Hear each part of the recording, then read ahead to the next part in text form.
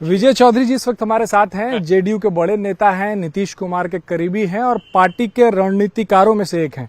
Sir, चुनाव हो गया, बड़ी जीत आप लोगों को हासिल हुई है। इसके पीछे की वजह आप लोगों के, आप कल मुख्यमंत्री जी से भी मिले थे, क्या निकलकर सामने आया? सबसे बड़ी वजह क्या आ रही है जिसकी वजह से इतनी बड़ी जीत मिली?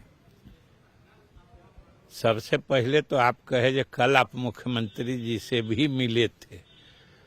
कौन दिन ऐसा है जिस दिन हम नहीं मिलते? इसलिए तो बोले सर, आप सबसे करीबी हैं और रणनीतिकार हैं। आप पूरा परिप्रेक्ष्य बनाए कि कल हम मिले थे, हम तो आज भी मिल के आ रहे हैं। सारे हमारे नवनिर्वाचित विधायक गण मिल रहे हैं, हम लोग भी साथ में उनसे मिलते हैं, नए विधायकों से, और अभी तो उसी का सिलसिला चल रहा है। और मुख्यमंत्री के नेतृत्व में जो इतनी बड़ी जीत हुई है, स्वाभाविक रूप से उनके कार्यों का प्रभाव है पूरे बिहार के लोगों पर।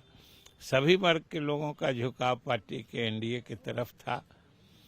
ऊपर में देश में जो मोदी जी जिस तरीके से इस देश की प्रतिष्ठा बढ़ा रहे हैं, और हमारे नीतीश कुमार जी का तो कोई जवाब ही नहीं है। पूरे चुनाव में पूरे प्रदेश में एक आवाज सरकार या मुख्यमंत्री जी के खिलाफ कहीं सुनाई नहीं पड़ रही थी। इससे बड़ा और क्या कारण हो सकता है इतनी बड़ी जीत का? कोई जब विरोध का, विपक्ष का कुछ आवाज ही नहीं सुनाई दे रहा था, तो जीत तो कोई बहुत अप्रत्याशित है, सो बात नहीं है। अभी अचानक से पिछली दफा हम लोग का इतना प्रचंड बहुमत नहीं था, लेकिन उसके बाद से जो काम सब हुआ है, जितने जनहित के फैसले लिए गए हैं, उन सब का तो सामूहिक प्रभाव आना ही था, और वही आया। विपक्ष निष्पक्षता पर सवाल उठा रहा है, चुनाव आयोग की निष्पक्षता पर सवाल उठा रहा है। ये कोई आज की बात है? आज की नई बात तो है नहीं।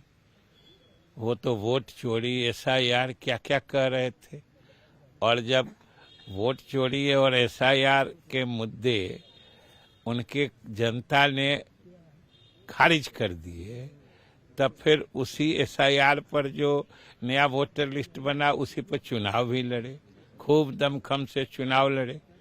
उस समय उनको सब कुछ फिर ठीक लग रहा था।